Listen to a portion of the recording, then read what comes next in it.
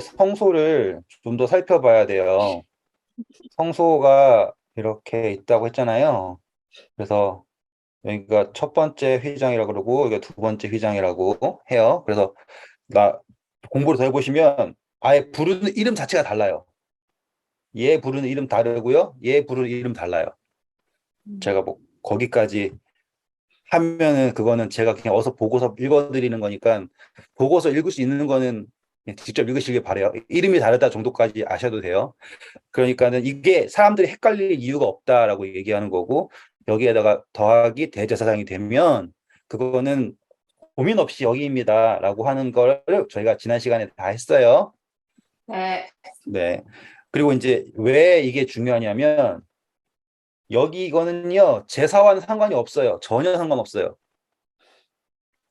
이 휘장은 그냥 입구일 뿐이에요. 제사와는 전혀 상관이 없어요. 그래가지고요 한번 볼까요? 우리 솔로몬 성전 있죠? 솔로몬 성전. 네. 네. 거기도 근데 거기도 매일 드리는 제사잖아요, 그래도. 제사가 그렇죠. 근데 성막 얘기해요. 전 성막 얘기해요. 성막. 성막에서 네. 있는 이 휘장 요거 예, 예, 성소 예. 말하는 게 아니라. 네. 네.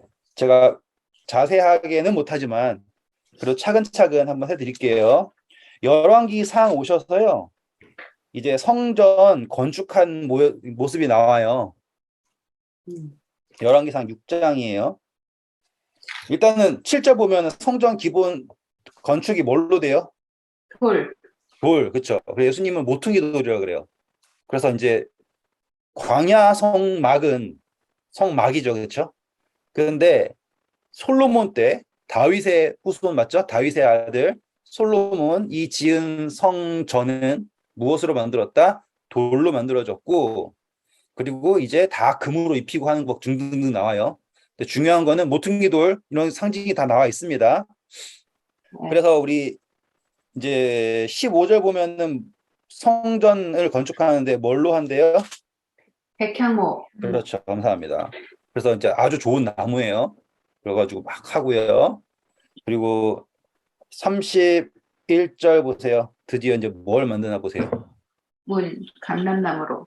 그렇죠. 이때부터는 커튼을 쓰지 않아요. 다 뭘로 해요? 문으로 해요. 33절도 보세요. 뭐로 만들어요? 감람나무로 문. 그렇죠. 그러니까 더 이상 커튼이라고 하는 게 건물을 구성한 요소일 필요가 없게 된 거예요. 네. 문이에요. 단지 여기 언급이 되진 않지만 지성소를 가리는 거는 휘장이 있어야지만 돼요. 왜냐하면 이거는 제사의 핵심이잖아요. 네.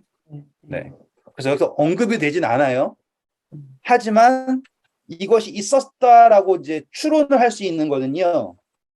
역대상 가실게요. 아, 이거 하다가 길어지면 안 되는데 적당한 선을 잘라야 되는데 그걸 몰라서 큰일 났어. 아니, 예수님 돌아가실 때 있었잖아요. 아, 예, 예. 그러니까 네. 제가 이제 추론을 하는 거를 역대하 2장에 가시면 이제 뭐가 나오냐면요. 성전을 건축하기 위해서 재료를 준비하는 게 나와요. 일단은 우리가 성소를 들어가는 거는 문으로 대체했다라는 거 방금 읽었죠? 네. 네. 그러면 이제 볼게요. 7절 봐보세요.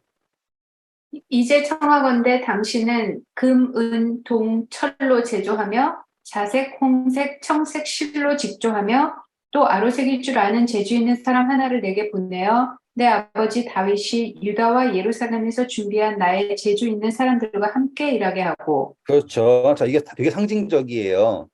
일단은 실을 하죠. 실. 네. 지금 다 나무로 하고 금으로 발라버리고 돌로 짓는데 이 실을 해야 될 유일한 이유는 제사장 옷이랑 뭐밖에 없어요? 휘장밖에 없어요. 근데 제사장 옷은 할 수 있거든요. 네. 그리고 제가 그냥 이왕 한 김에 그냥 팁만 드릴게요. 지금 이 이야기가요. 어떤 이야기인 줄 아세요? 혹시? 아세요? 모르세요? 모르시면 3절 보세요. 누구한테 보냈는지. 두로왕 후람에게 보내어 이르되. 재밌어요. 두로왕이죠. 네. 혹시 두로왕 들어보셨어요? 네. 거기서 들어봤어요? 이거 알면은 대박. 그렇죠. 이게 왜 그 중요하냐면 에스겔서 28장에 두로왕 나오죠. 네. 가서 그냥 제가 읽을게요. 28장 왕이 타던 아니. 2절 인자야 너는 두로 왕에게 이르기를 주 여호와께서 이같이 말씀하시되 내 마음이 교만하여 말하기를 나는 신이라 하고서는 이제 이 28장이 이사야서 14장이랑 같이 해가지고는 사단을 묘사하는 거잖아요. 그렇죠? 근데 지금 우리 성전 건축할 때 솔로몬이 누구한테 편지를 보내요? 두로 왕한테 보내요. 그리고 두로 왕한테 재료를 보내고 사람을 보내서 함께 일하게 하라라고 얘기를 해요. 그래요. 그러면 엄청나게 상징적이지 않아요? 네. 솔로몬이 두로 왕에게 보내서 거기에서 온 재료가 거기서 온 사람이 여호와의 성전을 짓는다. 그러면은 막 여기 머릿속에 막 폭죽 터지지 않아요? 저는 그래요. 진짜. 이 예루살렘 성전은 그냥 이스라엘에서 있는 걸로 지은 게 아니에요. 두로에서 가지고 왔어요. 그러면은 우리가 이방인이자 악한 사단의 백성이잖아요. 그럼에도 불구하고 그래서 망치 소리가 들리지 않았대잖아요. 읽었죠? 망치 소리가 들리잖아요. 다 준비돼서 오는 거예요. 그러니까 우리가 연단받고 있다라는 것 자체가 지금 망치 소리가 우리의 삶 속에 일어나고 있는 거고요. 그리고 그러니까 성서를 공부하면 재밌는 게 엄청나게 많아요. 근데 오늘의 목적은 그게 아니니까. 제가 이 얘기 해드린 이유는 이 휘장은 필요하기 때문에 그리고 재료가 있다라는 걸 봤고 그리고 예수님 때도 휘장이 여전히 존재했다라는 걸 보면서 휘장은 있다라는 걸 알았어요. 단지 뭐예요? 여기 있는 이것은 더 이상 커튼이 의미가 없어요. 왜? 다 건물이 졌기 때문에 문으로 바뀌었기 때문에. 그렇기 때문에 다시 말하면 바울은 이 휘장에 들어갔는지 이 휘장에 들어갔는지를 고민하고서 쓰지 않았습니다라는 거를 제가 설명해 드리고 싶었어요. 여기까지 하고요. 다시 우리 이제 레위기서를 잠시 갈게요. 재밌는 거 많아요. 정말 많아요. 막 하다 보면 끝도 없이 재밌는 거 많이 나오는데 딱 그 길만 가려고 하니까 입이 막 이렇게 갔다 저렇게 갔다 그런 느낌? 그런 거예요. 우리 레위기서 가셔서 16장 오실게요. 이거는 대속죄일이에요. 대속죄일. 대속죄일이 왜 공부되어야 하냐면 대속죄일에는 1년에 딱 한 번만 들어갈 수 있어요. 누가 들어갈 수 있냐면 대제사장만 들어갈 수 있습니다. 여기에서 중요한 점은 대제사장이 들어가기 전에 뭘 해야 되냐면요. 4절 읽어볼까요? 거룩한 세마포 속옷을 입으며 세마포 속바지를 몸에 입고 세마포 띠를 띠고 세마포 관을 쓸지니 이것들은 거룩한 옷이라 물로 그의 몸을 씻고 입을 것이며. 그렇죠. 흰 옷 입죠. 세마포라고 하는 게 흰색이에요. 뭐 그때 완벽하게 표백을 못했어서 뭐 약간 아이보리색이든지 베이지색이 띌 수도 있지만 흰 옷이라는 거예요. 흰 옷. 우리 계시록에 보면은 남은 하나님의 백성들이 다 뭐 입고 있어요? 흰옷. 흰 옷 입고 있죠. 지금 흰 옷을 입고 또 계시록에서도 백마 탄 사람이 나타나고 지금 제가 계속 이게 연상 퀴즈처럼 말씀드릴게요. 다 찾다 보면 끝도 없어요. 네. 그러면 이게 매칭이 되는 게 있죠. 흰 옷을 입고 있다라는 것. 그것을 지금 딱 보여줘요. 근데 어떻게 입어야 되냐면요. 씻고서 입어야 해요. 씻고서 입는다. 씻어서 입는다라는 건 성경에서 침례랑 똑같은 거죠. 그렇죠? 근데 그 씻을 수 있고 옷을 입을 수 있는 자격이 어떻게 주어지냐면 3절이에요. 아론이 성소에 들어오려면 수송아지를 속죄 제물로 삼고 양을 번제물로 삼고. 그렇죠. 자, 속죄는 죄를 씻는 거고요. 근데 대제사장이니까 백성과 동일하죠. 그러니까는 수송아지. 그리고 번제는 온전하게 드림이죠. 그래서 온전하게 드림으로 양을 잡습니다. 맞죠? 그렇게 됨으로써 어떤 자격이 주어지는 거예요? 물로 씻고 흰 옷으로 입혀지는 자격이 주어지는 거예요. 누구에게? 대제사장에게. 이해하셨죠? 네. 이 장면이 있어야 돼요. 그리고 나서는 5절 봐보세요. 이스라엘 자손이 자손의 회중에게서 속죄 제물로 삼기 위하여 숫 염소 2마리와 번제물로 삼기 위하여 숫양 1마리를 가져갈지니라. 그렇죠. 그래서 이제 회중에서 데리고 와요. 재물을. 그러니까는 주소가 중요하죠. 주소가. 그래서 예수님께서 인간이 되셨다라는 것도 여기서 매칭이 되는 거고요. 그러니까 회중에서 데리고 온다예요. 음. 그리고 우리가 알다시피 수염소 2마리는 번제물이에요. 온전히 되어진다는 거. 맞죠? 아니요, 죄송합니다. 속죄물이에요. 죄송해요. 속죄고요. 그리고 숫양은 뭐예요? 번제물. 온전히 들어진 번제물이죠. 그렇죠? 아까 보시면 숫송아지가 제사장 할 때 속죄제였고 숫양이 번제였죠.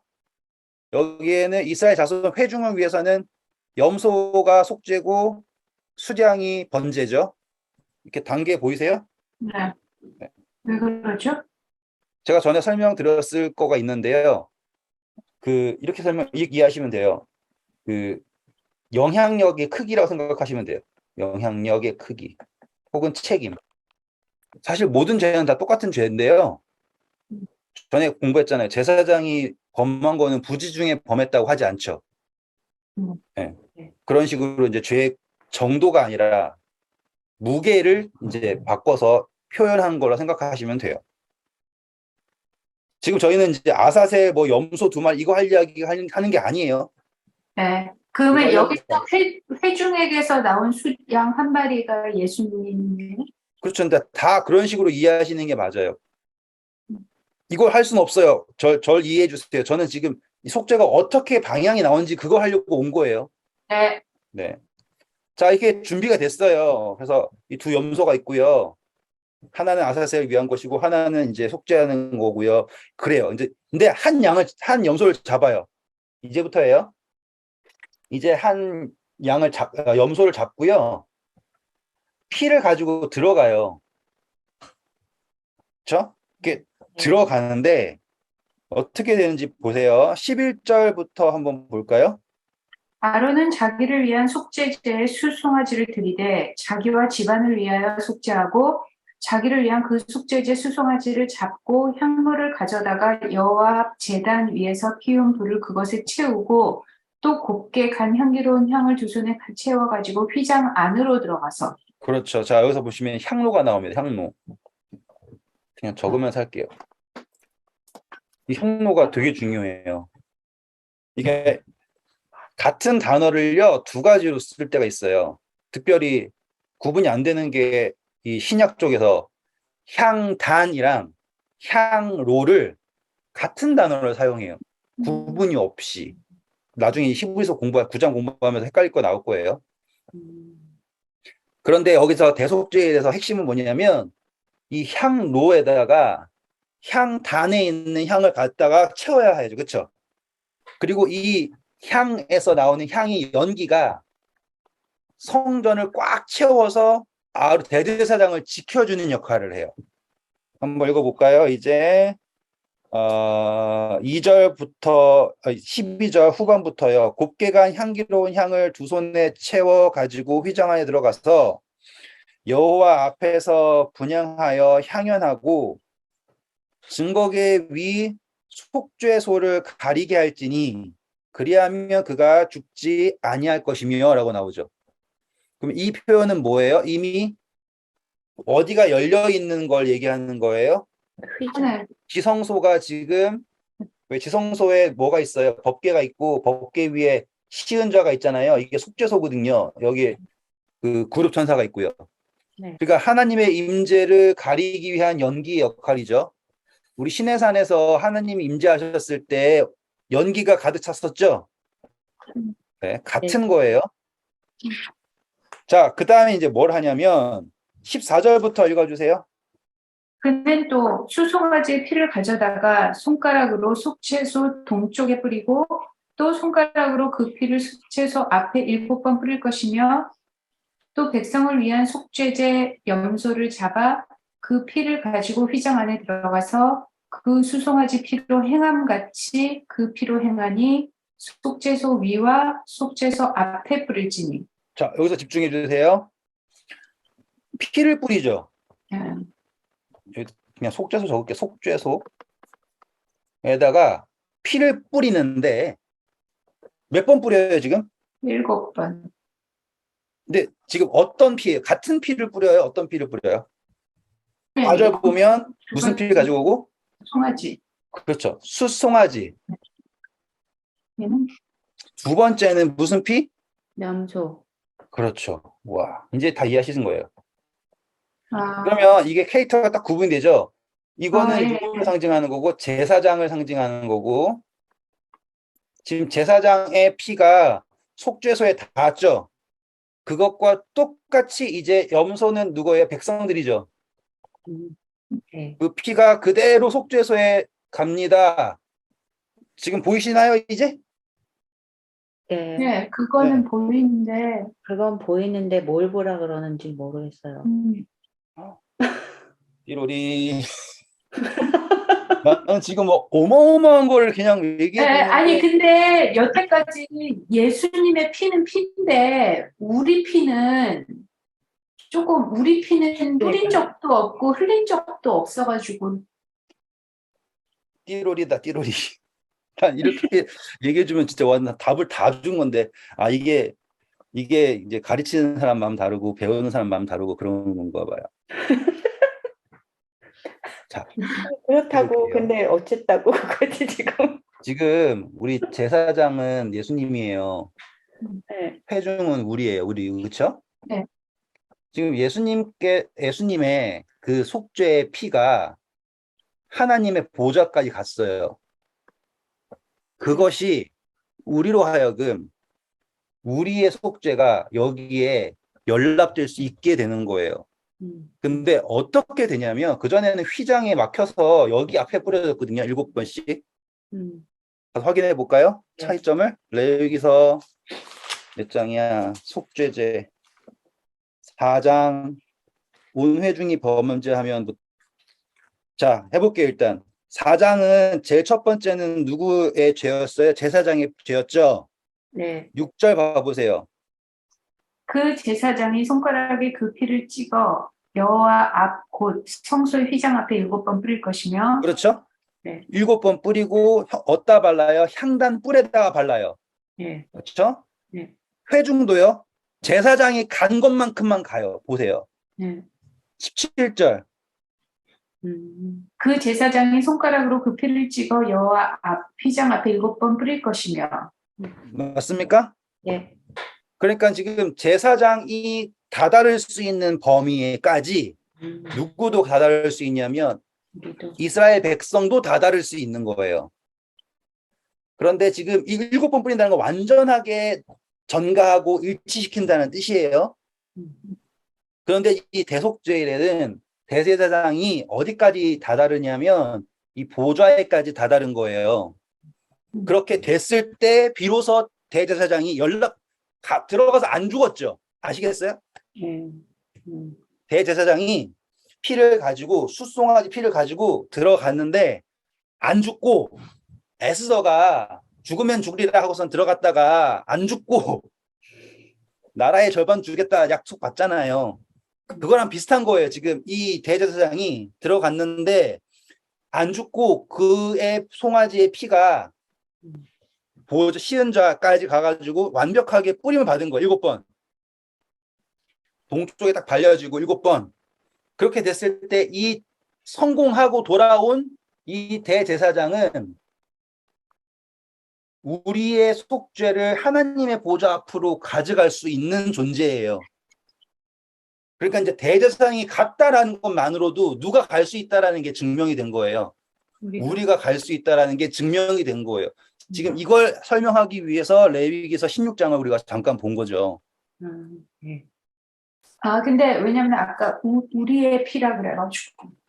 그렇죠. 회중을 대표해서 회중으로부터 빼내야 되잖아요. 그러니까 우리가 죽는 게 아니에요. 우리를 대신하여 돌아가신 분이 누구예요? 예수 그리스도잖아요.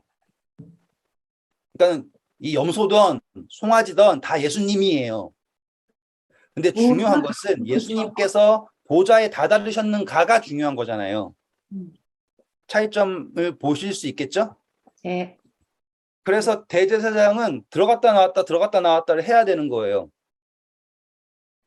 대제사장이 연락을 받아야지만이 음. 백성도 연락을 받을 수 있으니까. 네. 근데 뭐지? 완전히 알았어요. 송아지하고 염소를 구분했기 때문에 헷갈렸어요. 네. 근데 구분을 해야지 캐릭터가 누군지를 알잖아요. 네. 그러네. 자, 아무튼 저는 제가 할 수 있는 최선을 드렸습니다. 완전히 알았어요. 솔직히 말씀드리면요. 저는 누가 저한테 이렇게 가르쳐 줬었으면은 정말 행복했을 것 같아요. 행복해요, 우리. 나는 땅바닥 기어다니면서 이걸 아무도 안 알려주니까 아무튼 그냥 넘어갈게요. 자, 여기서요. 우리가 뭘 봐야 되냐면요. 지금 이거를 이 대속죄일에 관하여서 해석을 하고 가르치는 분들의 것을 한번 들어보셨다면 지금 우리가 하고 있는 접근이 완전히 다르다는 걸 아시게 될 거예요. 들어보셨다면. 왜 그러냐면 지금 방향성 자체가 어디에 우리는 지금 방향이 있냐면 예수님께서 우리를 데리고 가셔서 우리가 그분과 함께 갈 수 있게 되는 그 과정이 마치 이 신랑이 신부를 데리고 너희는 마음에 근심하지 말라 하나님 믿으 또 나를 믿으라 내 아버지 그거 아시죠? 네. 그래가지고 가가지고 준비돼가지고 와서 데리고 가는 이 모든 이 아름다운 그림이 여기서 보인다라는 걸 제가 보여드리고 싶은 거예요 지금. 음. 그러니까 먼저 하시는 거예요. 먼저 예수님께서 먼저 다 하시고 그 모든 걸 짊어지고 가시고 다 되었다라는 거를 가지고 오셔서 우리를 데리고 다시 가는 이 장면이 대속죄일에 보이거든요. 그러니까 단순히 막 죄 씻어 이것보다 제가 보여드리고 싶은 것은 진짜로 이 사랑의 흐름이 신부를 위하여서 모든 것을 준비하시는 그 장면이 여기에 보인다 이 말이에요. 그래서요 여기서 잘 보세요. 이제 우리 7번 뿌리죠. 네. 7번 뿌리면 14절 읽어보세요 일단.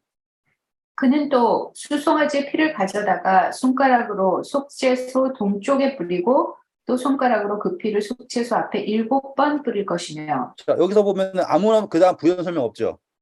네. 네. 그 다음에 16절 보세요. 곧 이스라엘 자손의 부정과 그들이 범한 모든 죄로 말미암아 지성소를 위하여 속죄하고 또 그들의 부정한 것 중에 있는 회막을 위하여 그같이 할 것이요. 재밌지 않아요? 지금 보면 피가 첫 번째 피 발려지고요. 두 번째 피 발려지는데 두 번째 피는 15절부터 일어난 거잖아요. 네. 두 번째 피에서는 뭐가 있으냐면 설명. 성소가 죄로 말미암아서 그쵸? 부정한 것이 속죄된다 나오죠. 17절 읽어보세요.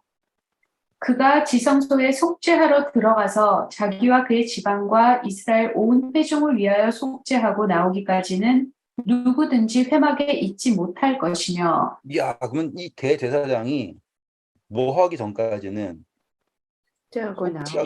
상징이 너무 멋지잖아요. 다시 오시기 전까지. 네. 속죄하기 전까지는 아무도 안 되는 거예요. 이거는 오로지 누가 하시는 거예요? 예수님이. 그러면 도장 빵빵빵이에요. 아무도.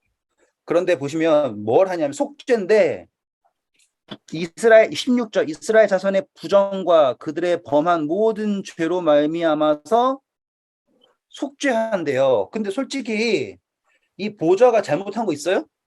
없어요. 없죠. 음. 맞아요? 네. 아무것도 잘못한 거 없어요. 그런데 이 속죄라는 개념이 뭘로 인지가 되냐면 그전에는 죽여버려서 끝내는 거거든요. 근데 이번에는 이 피를 그대로 여기에 발라가지고 뭐 해서 부정을 제하는 거예요. 일치시켜서 그러니까, 부정이 끝난다는 뜻이에요. 그러니까 차이점 아까 이해하시겠어요? 그 수송아지의 피와 염소의 피가 를 일치시킨다는 말씀이세요? 아니요, 이 보좌에다 바르잖아요. 보좌에다. 하고 일치시킨다고. 그전에는 다 여기서 끝나요. 여기서. 그런데 여기에서는 이 피를 어디다가 가져가냐면 이 보좌에다가 가져가는 거예요. 그래서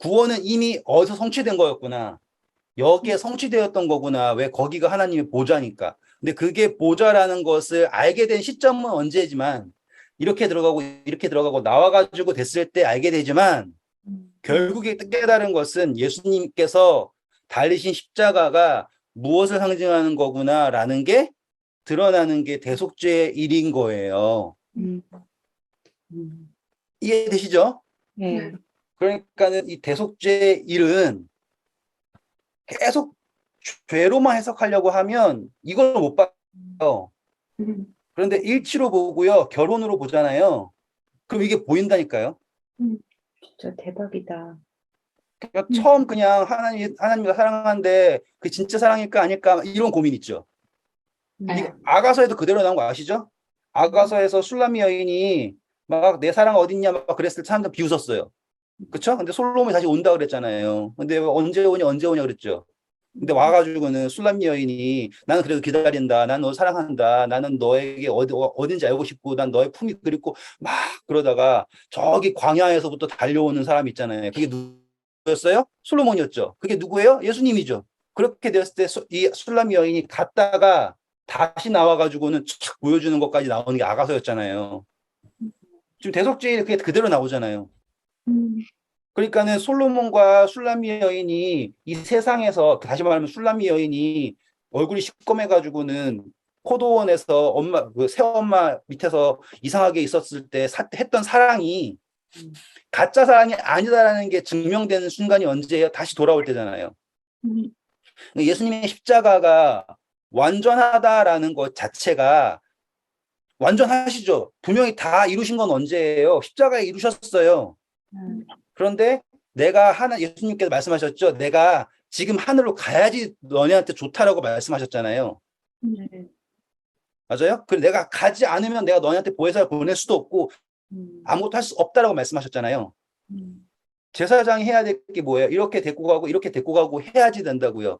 그래야지 여기에 있는 이 제단이 음, 보좌에 있는 피와 똑같은 피가 제단에 발려짐으로써 일치가 되는 게 바로 이 대속죄 일이에요.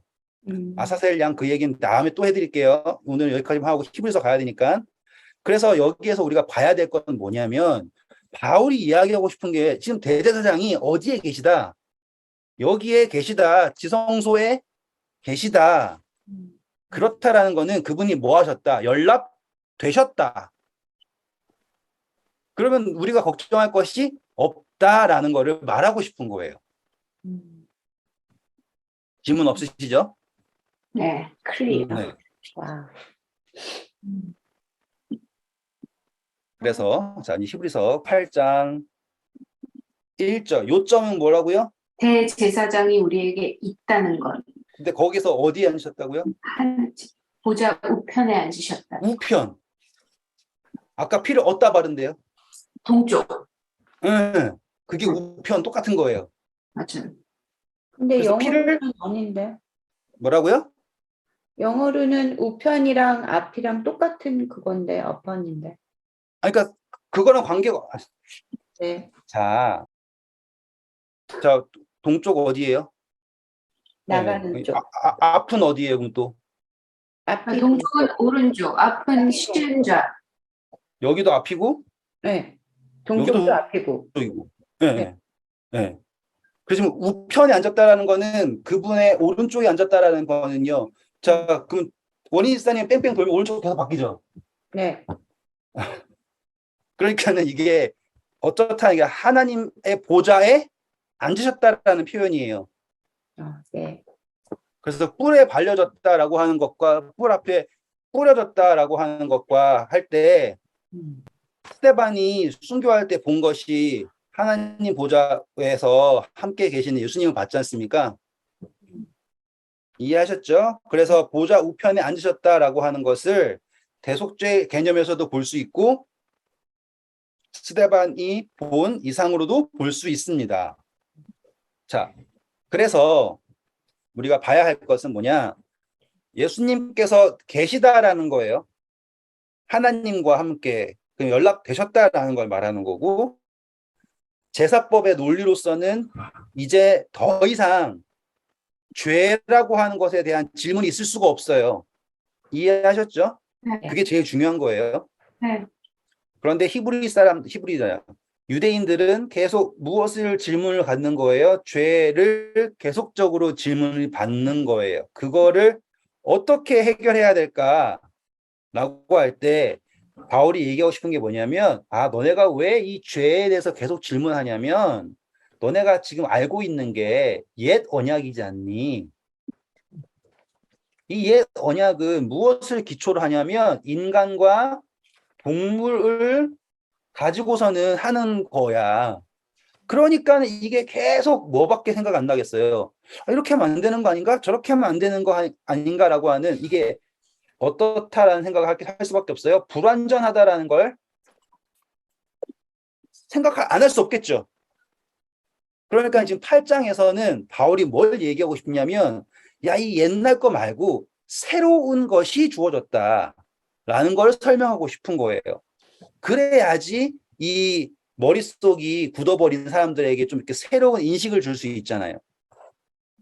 그렇죠? 그래서 2절 읽어주세요. 성소와 참 장막에서 섬기는 이시라. 이 장막은 주께서 세우신 것이요 사람이 세운 것이 아니다. 좀 대제사장 나오죠? 이거는 네? 사람이 한 게 아니다. 그러니까 제발 사람이 한 걸로 인식하지 말아라. 사람 지워줄래? 이러는 거예요. 그리고 그 다음 대제사장과 예물과 제사 드림을 위하여 세운 자니 그러므로 그도 무엇인가 드릴 것이 있어야 할지니라. 예수께서 만일 땅에 계셨더라면 제사장이 되지 아니하셨을 것이니 이는 율법을 따라 예물을 드리는 제사장이 있음이라. 그렇죠. 자, 여기서 질문은 바울이 얼마나 낮은 단계까지 내려왔는지를 보셔야 해요. 왜냐면 대제사장이 뭘까, 얘들아? 이렇게 하는 거예요, 지금. 누가 몰라요, 그렇죠? 근데 그 정도까지 가는 거예요. 자, 대제사장은 왜 필요하냐면 예물이나 제사를 드리는 것 때문에 세움받은 사람 아니니, 이렇게까지 내려왔어요. 정말 착하죠? 그러니까 제가 제 아들 가르칠 때 정도로, 오늘 제 아들이 아빠 왜 가을이 되고 이제 겨울이 가까이 왔는데 날씨가 갑자기 따뜻해졌어요? 이렇게 질문을 하는 거예요. 뭐 제가 어떤 아빠인지는 모르지만은, 나쁜 아빠면 야 조용히 있어, 좀 있으면 추워질 거야, 이렇게 하면 끝나는 거고, 착한 아빠면 좀 이렇게 어떻게든 이해시켜 주려고 노력을 할 거 아니에요. 저는 오늘 착한 아빠 해보려고 하다가 힘들었어요. 제 논리는, 제 의중은 이거예요. 지금 바울은 가장 기초까지 내려가서 설명을 하는 거예요. 근데 어느 정도까지 가냐면, 예수님이 만약에 땅에 계셨다면 이미 또 있는 대제사장 이거 똑같은 거를 하려고 굳이 그 똑같은 걸 위해서 야 그래도 내가 너네보다 낫지 내가 해볼게라고 하실 이유가 없다라는 거예요. 제가 지금 말하는 투로 해서 지금 한 거예요. 네. 굳이 있는데 만약에 원래 하던 사람이 해도 되는 거면 예수님이 하실 필요가 없지, 이거고요. 그리고 이 성소가 원래 인간이 하던 거면, 헤롯이 만든 성소면 그게 과연 이방인이 만든 그 성소가 될 것 같니? 이런 식인 거예요, 지금. 바울은 그게 아니라 하늘에 있는 참 성소이다. 하늘에 있는 참 진짜 성소. 손으로 지어진 게 아니에요. 그리고 너네가 지금 막 너무너무 좋다, 이게 최고다라고 하는 거는 5절 읽어주세요. 그들이 섬기는 것은 하늘에 있는 것의 모형과 그림자라. 모세가 장막을 지으려 할 때 지시하심을 얻은과 같으니 이르시되 삼가 모든 것을 산에서 내게 보이던 본을 따라 지으라 하셨느니라. 그렇죠. 지금 너네가 보고 있고 이게 맞아야 된다, 여기에서 하나라도 틀리면 안 된다라고서는 목숨 걸고 있는 게 뭐냐면 그냥 그림자일 뿐이다. 그리고 이거에 대해서 아니야라고 얘기하고 싶으면 모세한테 반박해라. 모세한테 처음부터 이것을 보고서 만들라고 하셨다라는 거는 하늘의 성소가 이러하다라는 거다라고 이제 바울이 얘기하는 거예요. 그럼 반박할 수 없죠? 왜냐하면 레퍼런스까지 달아줬잖아요. 6절. 그러나 이제 그는 더 아름다운 직분을 얻으셨으니 그는 더 좋은 약속으로 세우신 더 좋은 언약의 중보자시라. 그렇죠. 자, 이제 언약이 있는데 여기 그림자에도 언약이 있었어요. 근데 여기 보면 더 좋은 언약이에요. 언약이 더 좋대요. 이게 어떻게 설명할까 이거죠. 더 좋은 언약에 무엇라고 얘기했어요? 중보자, 네. 그러면은 제사장 역할도 이제 뭔지 아시겠죠? 중보자. 중보하는 거예요. 7절.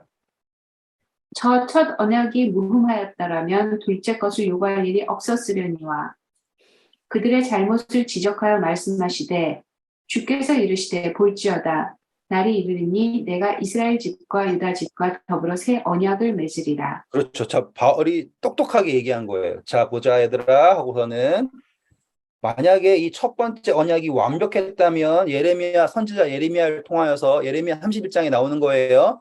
새 언약을 맺는다라고 하나님이 굳이 하실 이유가 없다. 자, 왜 이게 중요하냐? 시간이 없지만 찾아볼게요. 예레미야 31장 가세요.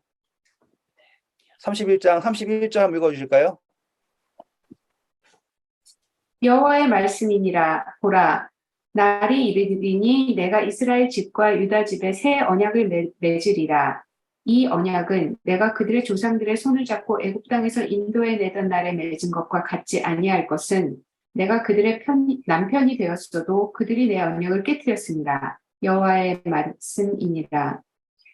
그날 후에 내가 이스라엘 집과 맺을 언약은 이러하니 곧 내가 나의 법을 그들의 속에 두며 그들의 마음에 기록하여 나는 그들의 하나님이 되고 그들은 내 백성이 될 것이라. 여호와의 말씀입니다.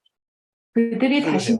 그들이 다시는 각기 이웃과 형제를 가리켜 일으키기를 너는 여호와를 알라 하지 아니하리니 이는 작은 자로부터 큰 자까지 다 나를 알기 때문이라. 내가 그들의 악행을 사하고 다시는 그 죄를 기억하지 아니하리라. 감사합니다. 자, 여기까지 읽었어요, 지금 우리. 지금 제가 이걸 왜 일부러 예레미야서 가서 읽었냐면 바울이 토시 하나 틀리지 않고 그대로 여기다 가져와요. 히브리서 8장 오셔서 8절부터 12절까지가 그대로 가지고 온 거예요. 토시 하나 틀리지 않고. 읽어보니까 그렇죠? 맞죠? 자, 이제 예레미야는 언제 선지자냐면 바벨론 포로 때 선지자예요. 맞죠? 네. 이게 왜 중요하냐? 바벨론 포로 될 때 어떤 일이 있었어요? 솔로몬이 지은 성소가 어떻게 되었어요? 무너졌나? 그렇죠. 성소가 무너졌어요. 그러면 성소가 무너진 상태에서 하나님이 예레미야를 통해서 내가 이스라엘 백성들과 뭘 맺으시겠다고요? 새 언약. 네. 그럼 딱 느낌 오지 않으세요? 성소가 없어졌어요. 하지만 여전히 이스라엘 백성들은 하나님과 뭐 할 수 있는 대상이에요? 언약을 할 수 있는 대상인 거예요. 근데 이 언약을 하는 대상이 되는데 12절 결론은 뭐예요? 내가 그들의 불의를 긍휼히 여기고 그들의 죄를 다시 기억하지 않게 된다. 와, 어떻게 성소가 없는데 그리고 또 사람들이 하나님을 알려고 할 필요도 없어요. 왜? 다 알게 돼 버리니까. 그렇죠? 11절. 네. 왜 그러냐면 10절. 어디에다가 법을 주신다고요? 생각. 마음. 그 말 다 했죠. 예수님이 성소가 여기 있다 저기 있다지 말라 어디 있다 그래요? 내 마음에 있다 그랬죠? 네. 그럼 말 되시는가요 이제? 네. 그러니까 바울이 이걸 딱 끄집어내는 순간 정말로 지각이 있는 유대인들이라면 알아먹어야 해요. 그게 가능하구나. 아, 이게 정말 맞구나. 만약에 성소가 굳이 필요했다면 성소가 무너진 상태에서 하나님이 내가 새 언약을 맺겠다라고 하실 이유가 없지. 맞죠? 그런데 13절 새 언약이라 말씀하셨음에 첫 것은 낡아지게 하신 것이니 뭐예요? 낡아졌다 그러죠. 그럼 예레미야서의 입장에서는 첫 것은 뭐예요? 그 아름답고 멋지고 전 세계에서 가장 아름답다고 불렸던 솔로몬의 궁전 예루살렘 그거를 뭐라고 했어요? 낡아져 버린 거다라고 표현했다고요. 그 솔로몬의 영광 자체가 예수 그리스도의 영광을 따라갈 수가 없잖아요. 그렇죠? 네. 낡아지게 하신 것이니 낡아지고 쇠잔하는 것은 없어져 가는 것이다. 거기에는 뭐밖에 없대요? 9장 1절 첫 언약에도 섬기는 예법과 세상에 속한 성소가 있더라. 그러면 말 다 했죠. 이 첫 언약은 무엇이다? 성소에서 섬김이라고 하는 제사에 관한 것이구나. 성소에서 드려지는 것을 말하는구나 라는 걸 알게 된 거죠. 거기에는 뭐뭐가 있대요? 2절부터 읽어주실까요? 예비한 첫 장막이 있고 그 안에 등잔대와 상과 전설병이 있으니 이는 성소라 일컫고 또 둘째 휘장 뒤에 있는 장막을 지성소라 일컫나니 금 향로와 사면을 금으로 싼 언약궤가 있고 그 안에 만나를 담은 금 항아리와 아론의 쌍난 지팡이와 언약의 돌판들이 있고 그 위에 속죄소를 덮는 영광의 그룹들이 있으니 이것들에 관하여는 이제 낱낱이 말할 수 없노라. 자, 이건 뭐예요? 말 다 해놓고서는 낱낱이 말할 수 없다라는 거는 너네가 알 만큼 알고 있지 않니? 라는 거죠. 여기서 틀린 그림 찾기 할 수 있는 분. 우리가 알고 있는 것과 다른 게 하나 딱 나왔잖아요. 향로가 어디에 속해 있다 그래요? 지성소 안에. 예, 예, 예. 아, 다르죠? 이거 가지고는 많은 논쟁이 있어요. 근데 이거를 유일하게 해석할 수 있는 방법은 뭐밖에 없냐면 이 대속죄일에 여전히 일하고 있는 게 뭐냐면 이 향로예요. 제가 아까 향단이랑 향로랑 단어를 같이 쓴다 그랬잖아요. 네. 기억나시죠? 아까 제일 처음 말씀드렸잖아요. 네. 예, 예. 아, 이거는 어딜 찾아봐도 안 나와요.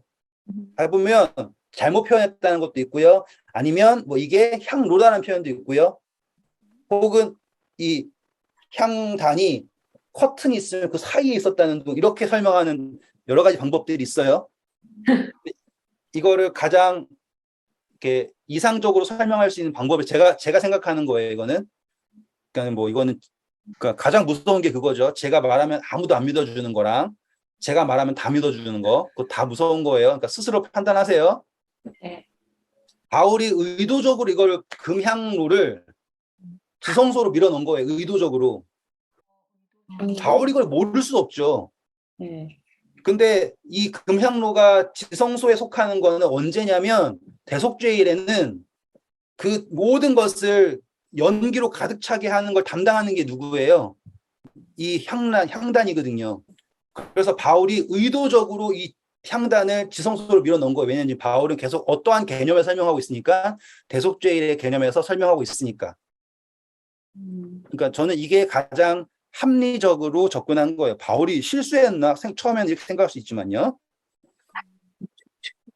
자, 그래서 바울이 얘기하는 거 뭐냐면 낱낱이 얘기하기에는 너무 입이 아플 정도로 너네들도 잘 알고 있고 우리도 다 잘 알고 있지 않니? 라는 거예요. 6절 보세요.